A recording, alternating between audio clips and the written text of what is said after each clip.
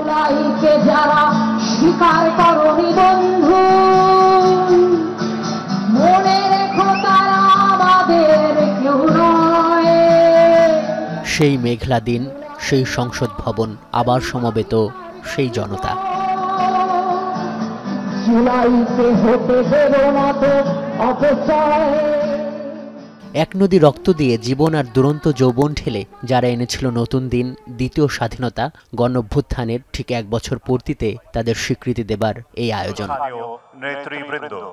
বিকেল 5টার দিকে সংসদ ভবনের দক্ষিণ প্লাজায় মহান এক ঘোষণা দিতে এলেন অন্তর্বর্তী সরকারের প্রধান উপদেষ্টা ডক্টর মোহাম্মদ ইউনূস, যার পাশে বৈধতা হয়ে দাঁড়িয়ে গেলেন স্বৈরাচার বিরোধী সকল রাজনৈতিক দলের শীর্ষ নেতারা। শুরুতেই জাতীয় সঙ্গীত।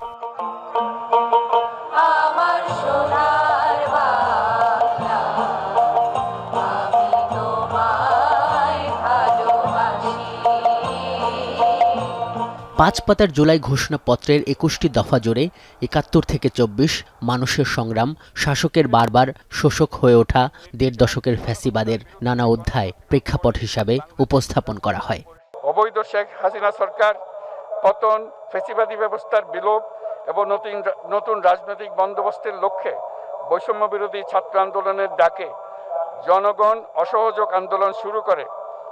পরবর্তী সময়ে 5ই আগস্ট ঢাকা অভিমুখে লং মার্চ পরিচালনা করে এবং ফ্যাসিবাদ বিরোধী আন্দোলনরত সকল রাজনৈতিক দল, ছাত্র জনতা তথা সর্বস্তরের সকল শ্রেণীর পেশার আপামর জনসাধারণ তীব্র আন্দোলনের চূড়ান্ত পর্যায়ে গণভবনমুখী জনতার উত্তাল যাত্রার মুখে ফ্যাসিস্ট হাসিনা 5ই আগস্ট 2024 তারিখে পদত্যাগ করে দেশ ছেড়ে পালিয়ে যেতে বাধ্য হয়।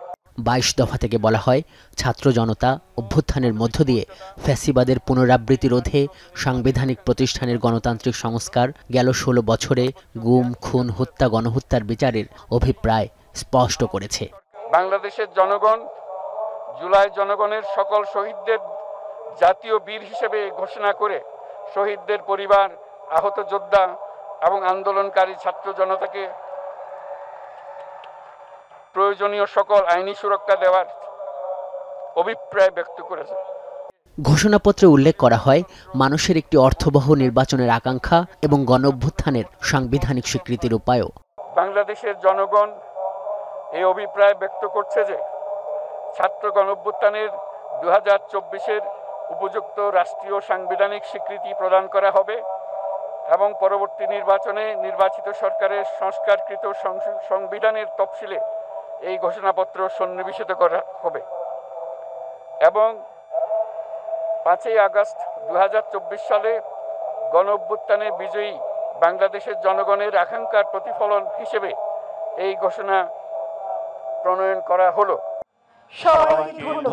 28 দফার এই ঘোষণাপত্র পাঠ শেষে উপস্থিত রাজনীতিক ও শহীদ পরিবারের সঙ্গে শুভেচ্ছা বিনিময় করেন প্রধান উপদেষ্টা। মানিক মিয়া এভিনিউতে তখন উল্লসিত জনতার বিপ্লবী slogan.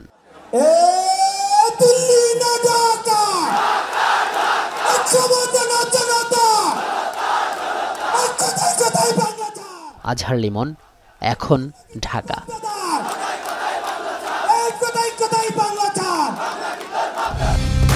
Colour expert, George sap এবং মাইল্ড অন হ্যান্ডস টেকনোলজি সমৃদ্ধ অরিক্স ক্রিস্টাল ওয়াশ আপনার লন্ড্রি এক্সপার্ট।